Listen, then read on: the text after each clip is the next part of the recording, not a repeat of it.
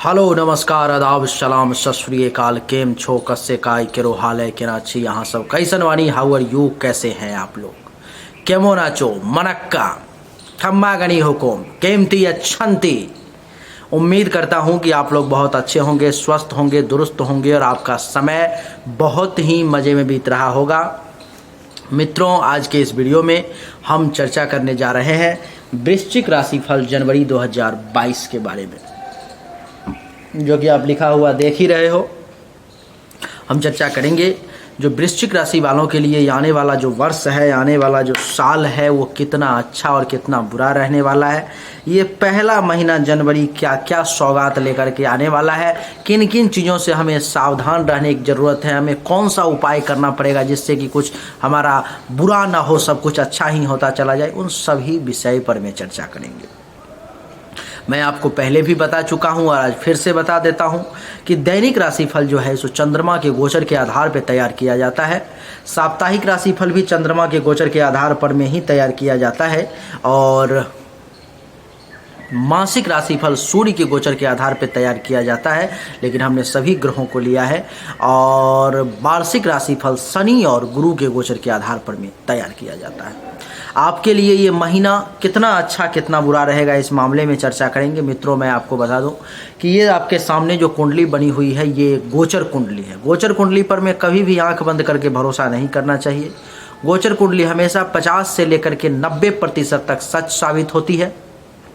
इसीलिए जब भी कोई बड़ा फैसला ज़िंदगी में लेना हो तो जन्म कुंडली का अध्ययन करवा करके ही बड़ा फैसला लें, नहीं तो आपका परेशानी में आप पड़ सकते हो। आपके सामने मेरा नंबर है, कुछ शुल्क लगेंगे आपके, लेकिन आप सही जानकारी, एग्जैक्ट जानकारी ले पाओगे। उस नंबर पे कॉल नहीं करना है, केवल व्हाट्सएप करना है। अगर आप व्हाट्सएप करेंगे तब तो हमारी आपकी बातचीत हो जाएगी, कॉल करेंगे तो आपकी हमारी बातचीत नहीं हो पाएगी। आइए मित्रों, चर्चा को आरंभ करते हैं वक्त को बर्बाद किए बिना कि कैसे कैसे ये महीना बीतने वाला है, कितना अच्छा रहने वाला है, कितना बुरा रहने वाला है। एक बार सबसे पहले इस गोचर कुंडली को आप समझ लो। इस कुंडली के प्रथम भाव में ही मंगल और केतु की युति के कारण अंगारक नामक दोष बन गया। दूसरे भाव में शुक्र, सूर्य और मंगल ये तीनों ग्रह बैठे हुए हैं। तीसरे भाव में शनि, बुध और सूर्य ये तीनों ग्रह बैठे हुए हैं। चौथे भाव में गुरु बैठे हुए हैं। पंचम में कोई नहीं, छठे में कोई नहीं, सप्तम भाव में राहु बैठे हुए हैं। अष्टम, नवम, दशम, एकादश और द्वादश, इन भाव में कोई भी ग्रह नहीं है। तो आपके लिए क्या कैसा रहने वाला है इन सभी ग्रहों का प्रभाव। एक और चीज़, इस कुंडली में दाम्पत्य जीवन पर में काल सर्प दोष बन रहा है, जिसके कारण से कुछ दाम्पत्य जीवन में भी परेशानी का सामना करना पड़ेगा। क्या कैसे होगा, आइए उन सभी विषय पर में एक एक करके चर्चा करेंगे और समझने की कोशिश करेंगे। सबसे पहले मित्रों, मैं इस कुंडली को चर्चा का जो आरंभ करूंगा वो सूर्य से करूंगा। इस कुंडली में सूर्य जो है सो 14 जनवरी तक आपके कुंडली के दूसरे भाव में धनु राशि में रहने वाले हैं। उसके बाद 14 जनवरी के बाद पूरे महीने जो है सो आपके कुंडली के तीसरे भाव में यानी कि मकर राशि में वो चले आएंगे। मंगल जो है सो 16 जनवरी तक आपके कुंडली के लग्न में वृश्चिक राशि में रहने वाले हैं और 16 जनवरी के बाद वो आपके कुंडली के धन के भाव में चले आएंगे, आपको पैसा जमा करवाने के लिए, पैसा दिलाने के लिए। क्या क्या सभी और बाकी सब जैसे ग्रह हैं वो सब ऐसे के ऐसे ही बैठे रहेंगे एक ही जगह पर में, कहीं से कोई हिल डोल की स्थिति नहीं है, तो जैसे हैं वैसे ही रहेंगे। आइए एक एक करके चर्चा आरंभ करता हूँ। मित्रों, सूर्य इस कुंडली में 14 जनवरी तक दूसरे भाव में बैठे हुए हैं, बड़ा बढ़िया और बेहतर रिजल्ट देंगे। सूर्य इस कुंडली के एक योग कारक ग्रह है, 10वें भाव के मालिक हैं, पूरा राजयोग इनके कंट्रोल में है, पूरा लाभ इनके कंट्रोल में है। तो क्या क्या अच्छा और क्या क्या बुरा रिजल्ट मिलेगा उसको समझने का प्रयास करते हैं। सूर्य के कारण आपको लगभग अच्छा ही रिजल्ट मिलेगा, एक दो चीज़ों को छोड़ करके। जैसे कि इस समय में सूर्य के दूसरे भाव में बैठने के कारण 14 जनवरी तक आपको पिता से विशेष धन लाभ का योग बना गए सूर्य देवता। आपके लिए धन, धान्य और संपत्ति प्राप्ति का योग बना गए सूर्य देवता। जमा पूंजी जमा करने का योग बना देंगे। बैंक बैलेंस भी आप कुछ कर पाओगे 14 जनवरी तक। वाणी जरूर थोड़ी तीखी हो जाएगी, बड़ा रफ लैंग्वेज का प्रयोग करोगे, बड़े तीखे शब्दों का प्रयोग करोगे। आपको मैं बता दूं कि दान पुण्य भी करोगे, खाना भी बढ़िया मिलेगा और पड़ोसी से भी कुछ लाभ मिलने का योग बना देंगे सूर्य देवता। सूर्यदेव की यहाँ से सप्तम दृष्टि आपके कुंडली के अष्टम भाव पर में, तो जो लोग विदेश जाने की तैयारी कर रहे हैं और 14 जनवरी तक अगर कुछ जाने का विचार है तो उनके लिए विदेश जाने का यात्रा सुखद रहेगा, मंगलमय रहेगा। वो जरूर जाएं, वहाँ से जरूर लाभ लेकर के वो आएंगे। आपको मैं बता दूं कि अचानक से जो है सो बिगड़ा हुआ काम भी भगवान सूर्य की कृपा से बन जाएगा। अचानक से धन लाभ का भी योग बन जाएगा। अचानक से कुछ छोटी मोटी यात्रा का भी सूर्य देवता योग बना देंगे। और आपको मैं बता दूं कि थोड़ा सा सावधान रह करके चलने की जरूरत है, नहीं तो कोई चोट वगैरह लगने की भी संभावना है। सूर्यदेव इस कुंडली में दसम भाव के मालिक हैं, तो 14 जनवरी तक पिता से लाभ का योग, गवर्नमेंट से लाभ का योग, काम धंधा बढ़िया चलने का योग, कुछ पद प्रभुता प्राप्ति का योग भी बनाएंगे, अधिकार प्राप्ति का भी योग बनाएंगे, प्रतिष्ठा में भी वृद्धि का योग बनाएंगे और राजयोग के भी उदय करने का योग जो है सूर्य देवता बनाएंगे। 14 जनवरी के बाद यही सूर्य देवता आपके कुंडली के तीसरे भाव में चले आएंगे मकर राशि में, जिसके कारण से छोटे भाई बहन से भी कुछ लाभ का योग बनाएंगे। 14 जनवरी के बाद पूरे महीने आपके स्वयं के पराक्रम में वृद्धि करेंगे, आपका पैसेंस लेवल बहुत बढ़िया कर देंगे। माता के लिए भी समय बढ़िया रहेगा, छुपा हुआ दुश्मन भी आपका विशेष कुछ बिगाड़ नहीं पाएगा। गले से संबंधित, नाक से संबंधित, कान से संबंधित किसी भी प्रकार की कोई परेशानी होगी तो सूर्य देवता उसको दबाने का प्रयास करेंगे। सूर्यदेव की सप्तम दृष्टि नवम भाव पर में, तो भाग्य में वृद्धि का योग बनाएंगे, धर्म और तीर्थयात्रा का योग बनाएंगे, यश में वृद्धि का योग बनाएंगे, ससुराल पक्ष से कुछ लाभ का योग बनाएंगे, संन्यास के तरफ जाने का मन में कभी विचार भी आ सकता है, कुछ स्वप्न भी पूरे होंगे, शिक्षा स्तर भी आपको अच्छा मिलेगा, बढ़िया गुरु और आचार्य से जो है लाभ दिलवाने का भी योग बनाएंगे। आपको मैं बता दूं कि सूर्यदेव यहाँ पर में भी आपके लिए हर मामले में बढ़िया रिजल्ट देने का प्रयास करेंगे, कहीं से कोई भी विपरीत रिजल्ट नहीं देंगे। इसलिए इस महीने में सूर्यदेव के लिए आपको किसी भी उपाय को करने की आवश्यकता नहीं है। मंगल देवता की अगर बात करूं तो मंगल देवता लग्न में ही बैठ करके, प्रथम भाव में ही बैठ करके आपके कुंडली में रोचक नामक राजयोग का भी निर्माण कर रहे हैं, जिसके कारण से शरीर बड़ा सुंदर दिखेगा, शरीर में बल का एहसास होगा, रूपवान दिखेंगे, ज्ञान में वृद्धि होगी, दिमाग बड़ा तेजी से काम करेगा, विवेक और बुद्धि का भी सहारा लेंगे। कुछ ऐसा काम करेंगे आप जिसके कारण से आपके घर वाले आप पर में गर्व करें। आप विनम्र तो नहीं लेकिन थोड़े से आक्रोशित बने रहेंगे। मंगल की चतुर्थ दृष्टि चतुर्थ भाव पर में पड़ेगी, तो जिसके कारण से 16 जनवरी तक सुख में वृद्धि का योग बन जाएगा, माता से लाभ का योग बन जाएगा, जमीन मकान और गाड़ी से संबंधित कुछ काम करवाने का अथवा कुछ करने का योग बन जाएगा, कुछ अनएक्सपेक्टेड धन प्राप्ति का भी योग बन जाएगा।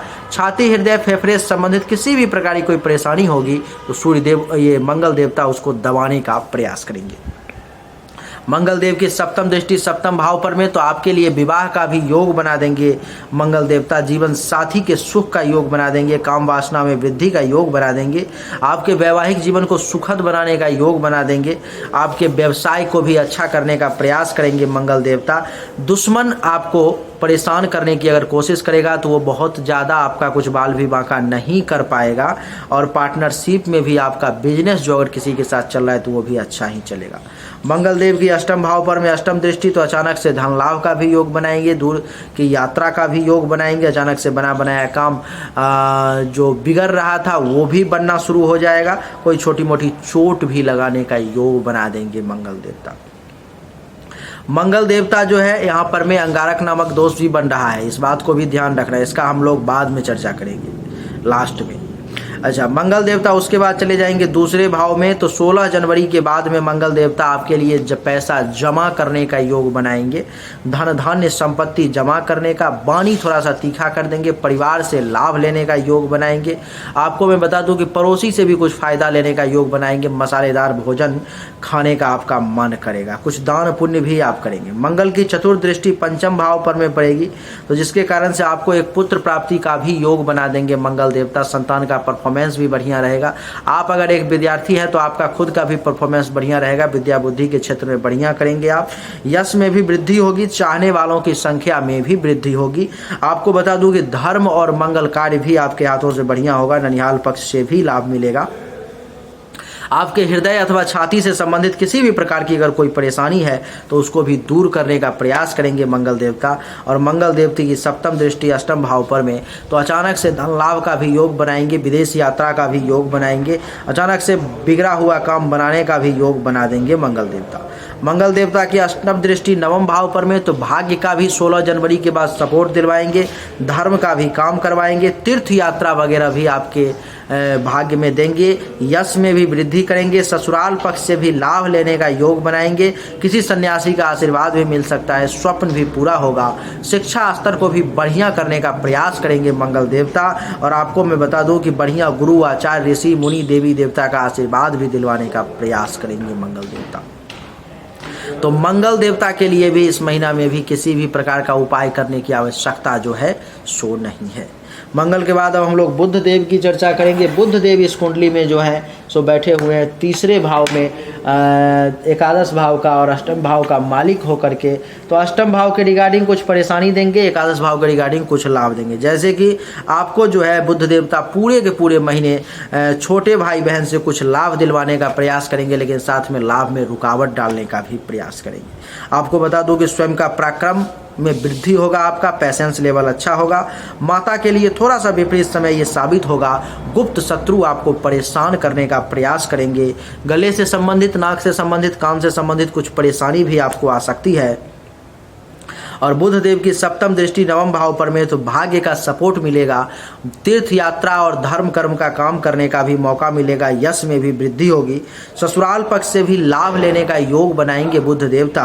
आपको मैं बता दूं किसी सन्यासी का आशीर्वाद भी दिलवाएंगे, स्वप्न भी पूरा होगा, शिक्षा स्तर भी बढ़िया होगा, बढ़िया गुरु आचार्य का आशीर्वाद भी दिलवा देंगे बुध देवता।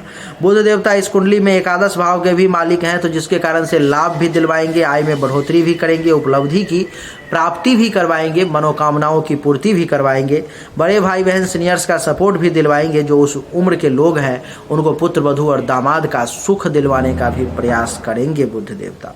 बुध देवता इस कुंडली में अष्टम भाव के भी मालिक हैं, तो जिसके कारण से लाभ तो देंगे ही, लेकिन अचानक से धनहानि भी दे देंगे। आपको मैं बता दूं कि आपके लिए जो है बुध देवता कोई छोटा मोटा दुर्घटना का भी योग बना सकते हैं, अचानक से बना बनाया काम बिगाड़ने का भी योग जो है बना सकते हैं। इसलिए बुध देवता के लिए कम से कम 5 से 7 बार भी बुधवार के दिन ओम बुंग बुधाय नमः, ओम बुंग बुधाय नमः, ओम बुंग बुधाय नमः मंत्र का अगर आप जाप करोगे तो आपके लिए बढ़िया रहेगा। बुध के बाद अब चर्चा करेंगे देवगुरु बृहस्पति की। बृहस्पति इस कुंडली में एक योग का ग्रह होकर के बैठ गए चतुर्थ भाव में, जिसके कारण से बृहस्पति देव के कारण जो है सो आपको सुख में वृद्धि का योग बन गया, माता से लाभ का योग बन गया, मकान बनाने का योग बन गया, मकान से संबंधित कुछ काम करवाने का योग बन गया, जमीन से संबंधित कुछ लाभ का योग बन गया, गाड़ी से संबंधित कुछ लाभ का योग बन गया। आपको बता दूं कि अनएक्सपेक्टेड धन प्राप्ति का भी योग बन गया। छाती, हृदय अथवा फेफड़े से संबंधित किसी भी प्रकार की अगर कोई परेशानी है तो देवगुरु बृहस्पति उसको दबाने का प्रयास करेंगे। देवगुरु बृहस्पति की पंचम दृष्टि अष्टम भाव पर में, तो जो लोग विदेश जाने की कोशिश कर रहे हैं उनके लिए देवगुरु बृहस्पति विदेश जाने का मार्ग खोलेंगे, रास्ता देंगे। अचानक से धन लाभ का भी योग बना देंगे, विदेश से भी लाभ का योग बना देंगे, अचानक से बिगड़ा हुआ काम बनाने का भी योग बना देंगे बृहस्पति देवता। बृहस्पति की सप्तम दृष्टि दसम भाव पर में, तो पिता से भी लाभ का योग, आपके काम धंधा को भी बढ़िया चलाने का योग, पद में भी वृद्धि का योग, पावर प्राप्ति का भी योग, अधिकार भी मिलने का योग, प्रतिष्ठा भी मिलने का योग, राजयोग भी फलित होने का योग। और बृहस्पति की जो है नौवीं दृष्टि 8, 9, द्वादश भाव पर में, तो विदेश यात्रा का भी योग, खर्च में कुछ कमी का भी योग, धन हानि जो हो रही थी वहाँ पर भी कुछ ब्रेक लगाने का कोशिश करेंगे, अस्पताल का लेकिन कुछ खर्चा जरूर एक्टिवेट हो जाएगा आपका। इसीलिए आपको बड़ा सावधानी के साथ चलना पड़ेगा। बृहस्पति देवता मित्रों इस कुंडली में मालिक हैं पंचम भाव के और दूसरे भाव के, यानी कि बृहस्पति देव के कारण माता के सपोर्ट से कुछ पैसा जमा करने का भी योग बनेगा, परिवार से भी कुछ लाभ लेने का योग बनेगा, वाणी से भी अमृत धारा बरसेगी। बृहस्पति देवता के कारण कुछ बोलोगे तो उसमें ज्ञान की भी बारिश होती हुई नजर आएगी, ऐसा लगेगा कि कोई विद्वान व्यक्ति बात कर रहा है। आपको मैं बता दूं कि आपको इस समय में बृहस्पति देव परिवार से भी लाभ का योग बना देंगे और कुछ पड़ोसी से भी फायदा का आपके लिए बृहस्पति देवता योग बना देंगे। बृहस्पति देवता इस कुंडली में पंचम भाव के भी मालिक हैं, तो जिसके कारण से संतान के कारण भी कुछ फायदा का योग बनाएंगे। अगर आप एक विद्यार्थी हो, पढ़ाई लिखाई करते हो, तो पढ़ाई लिखाई में भी बढ़िया रिजल्ट देंगे आपको बृहस्पति देवता। और आपको मैं बता दूं कि आपके चाहने वालों की संख्या भी बढ़ाएंगे और कुछ आपके हाथों से शुभ और धार्मिक कर्म भी करवाने का प्रयास करेंगे बृहस्पति देवता। कुछ ननिहाल पक्ष से भी लाभ मिलेगा और छाती अथवा हृदय के निचले भाग से संबंधित किसी भी प्रकार की कोई परेशानी होगी तो बृहस्पति देवता उसको कम करने का प्रयास करेंगे।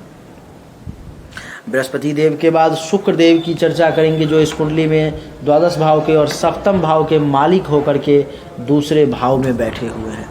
अब मंगल देवता और सूर्य देवता जो आपको बैंक बैलेंस करवाने की कोशिश कर रहे थे, अब शुक्र देवता जो है उसको कम करने का प्रयास करेंगे। आप इस समय में अनुभव करोगे शुक्र के लिए, अगर आपने इस महीने में उपाय नहीं किया तो आप ये अनुभव करोगे कि वो दोनों जो आपको पैसा देने की कोशिश कर रहे हैं, पैसा जमा करवाने की जो कोशिश कर रहे हैं, वो इतना आसानी से आपको नहीं मिल पा रहा है।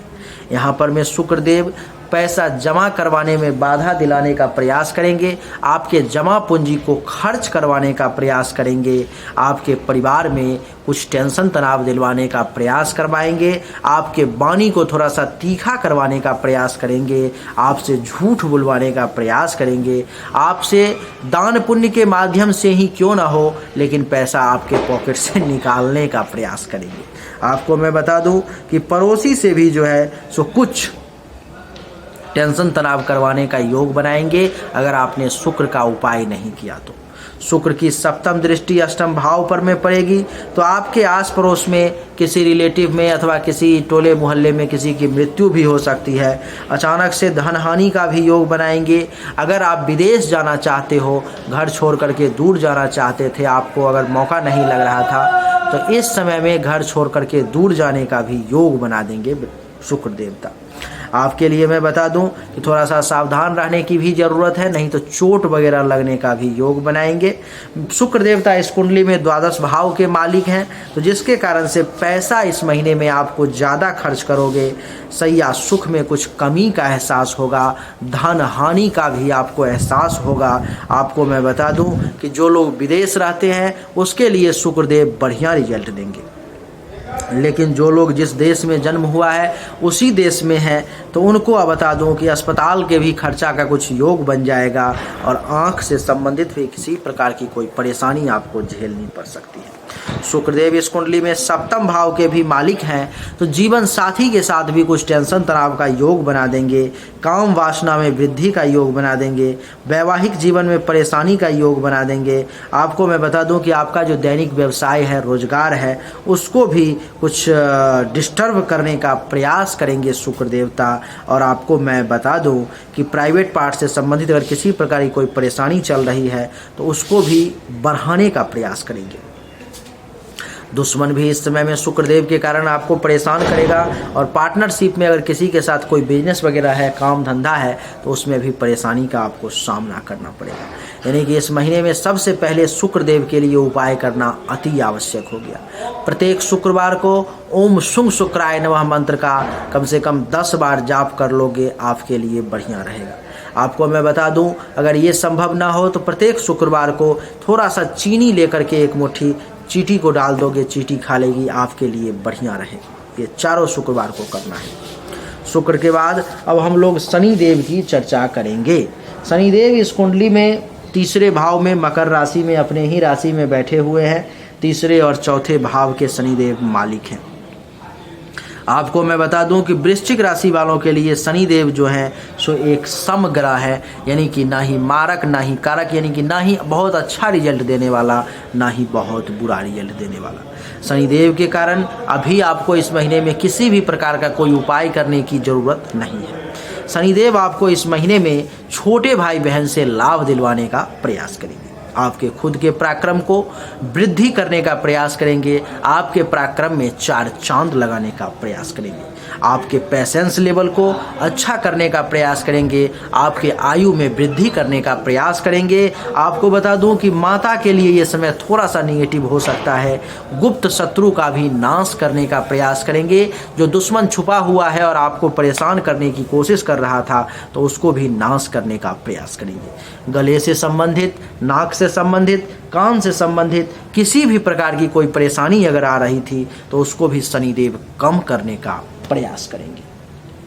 आपको मैं बता दूं कि शनिदेव की तीसरी दृष्टि 1, 2, 3 आपके पंचम भाव पर में, यानी कि इस महीने में अगर आपको कोई संतान होने वाली है तो शनिदेव आपके लिए पुत्री प्राप्ति का योग बनाते हैं।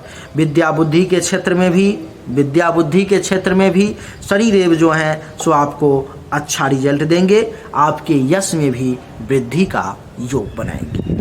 शनिदेव के कारण मित्रों आपको मैं बता दूं कि चाहने वालों की संख्या भी बढ़ेगी। आपके हाथों से कुछ शुभ और धार्मिक कार्य करने का भी योग बनाएंगे शनि देवता। शनि देवता अगर नाना नानी अगर जिंदा है तो वहां से भी कुछ लाभ दिलवाने का आपके लिए प्रयास करेंगे।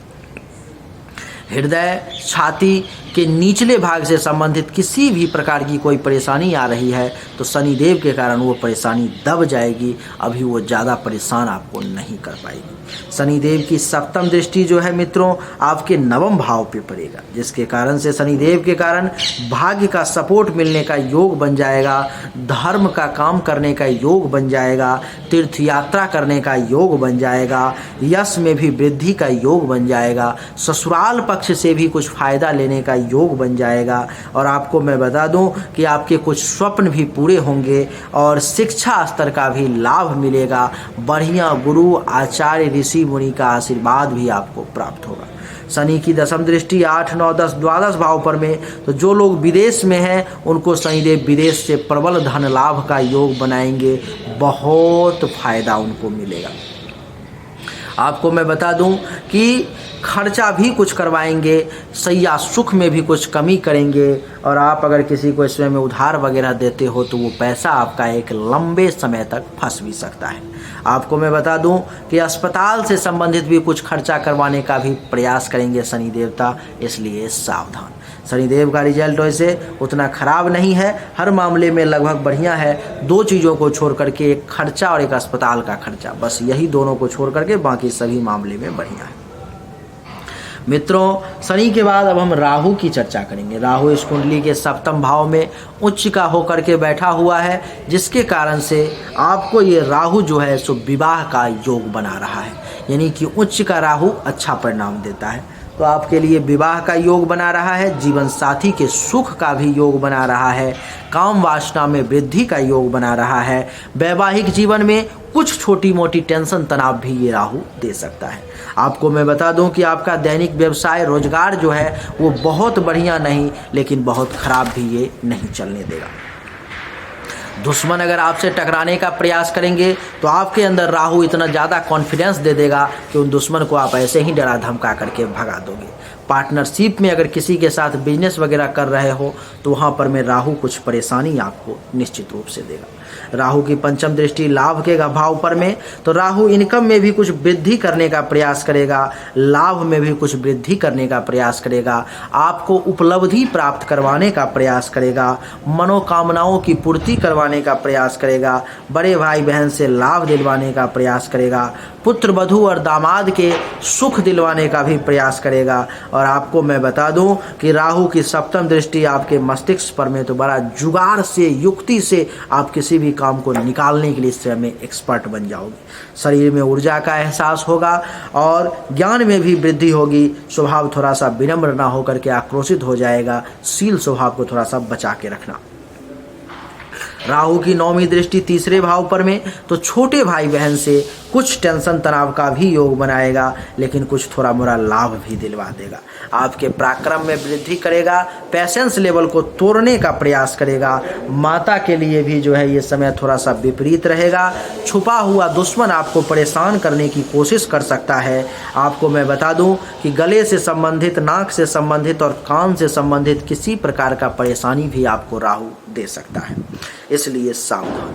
केतु की चर्चा करेंगे मित्रों। केतु भी इस कुंडली में उच्च का होकर के लग्न में ही आपके प्रथम भाव में ही वृश्चिक राशि में ही बैठा हुआ है, जिसके कारण से केतु लेकिन यहाँ पर में एक अंगारक नामक दोष भी बना रहा है, जिसके कारण से आपको कुछ परेशानी का भी सामना करना पड़ेगा। जैसे कि केतु के कारण मानसिक रूप से थोड़ा सा अशांत रहोगे आप, मेंटली तौर पर में डिस्टर्ब रहोगे, लेकिन शरीर में ऊर्जा की कमी नहीं होगी, दिमाग युक्ति से काम करेगा, स्वभाव थोड़ा सा आक्रोश वाला बन जाएगा। और केतु की पंचम दृष्टि पंचम भाव पर में तो पुत्री प्राप्ति का योग और संतान का अगर जन्म होने वाला है इस महीने में, तो केतु जो है इस समय में आपको कुछ संतान के रिगार्डिंग, जन्म होने के रिगार्डिंग परेशानी भी देगा। आपको बता दूं कि पढ़ाई लिखाई में आपका मन केतु के कारण थोड़ा सा कम लगेगा, यश में कुछ कमी होगी, चाहने वालों की संख्या कम होगी, धर्म और मंगल कार्य में बाधा डालेगा केतु। ननिहाल पक्ष से भी कुछ टेंशन तनाव करवा सकता है। केतु की सप्तम दृष्टि सप्तम भाव पर में, तो वैवाहिक सुख जो राहु देना चाह रहा था वो केतु इतना आसानी से नहीं लेने देगा, उसमें भी परेशानी और बाधा डालेगा।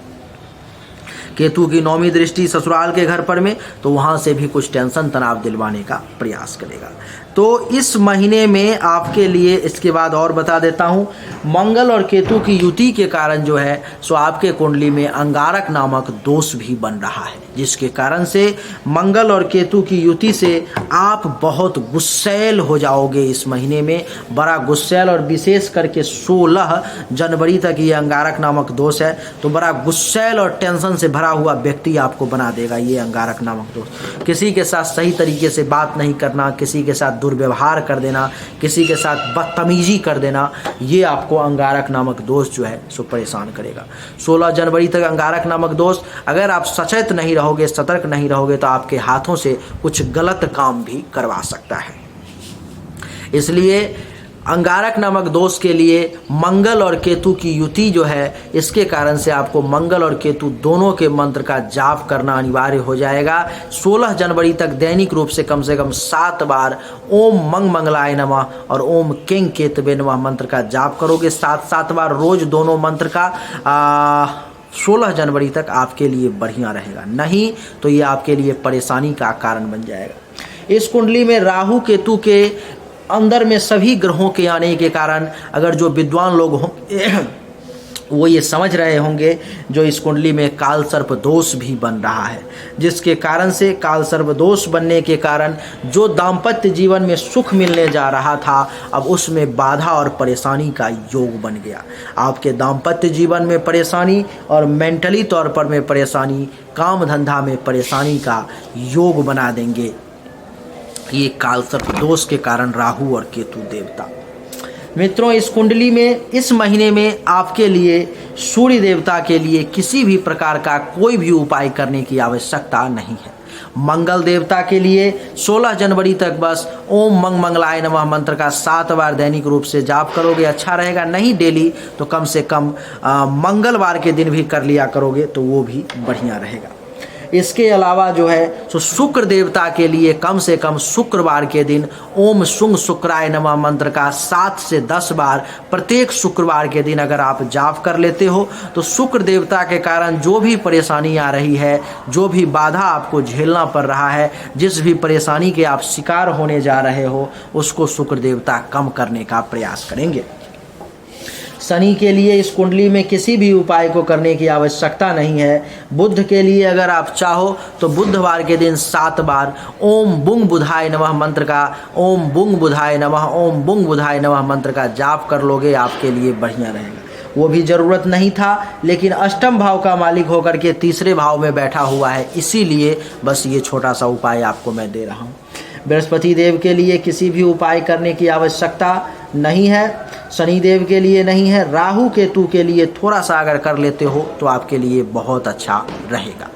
राहु केतु के लिए शनिवार के दिन कम से कम ओम रांग राहवे नमः मंत्र का 7 बार जाप और ओम किंग केतवे नमः मंत्र का भी 7 से 9 बार जाप कर लोगे, आपके लिए बढ़िया रहेगा, ठीक रहेगा। नहीं तो ये थोड़ा सा आपको डिस्टर्ब कर सकता है। बाकी तो ये गोचर कुंडली है जो कि 50 से लेकर के 90% तक ही लागू होती है। विशेष फाइनल डिसीजन तो आपके लग्न कुंडली के आधार पर में ही तैयार किया जाता है। मित्रों, उम्मीद करता हूं कि बड़े ही स्पीड में हमने आपको सब कुछ बताने का प्रयास किया। अगर आपको स्पीड में समझ में नहीं आया तो वीडियो को स्लो करके, स्पीड कम करके आप इसको देख सकते हो। अगर आपको हमारा वीडियो पसंद आया तो इस वीडियो को लाइक करें, व्हाट्सएप ग्रुप में शेयर करें, फेसबुक के टाइमलाइन पर में शेयर कर दें, अपने व्हाट्सएप के स्टेटस में लगा दें। आप सभी का एक बार फिर से बहुत बहुत धन्यवाद। Thank you so much. जय हिंद, वंदे मातरम। बोलिए राधे।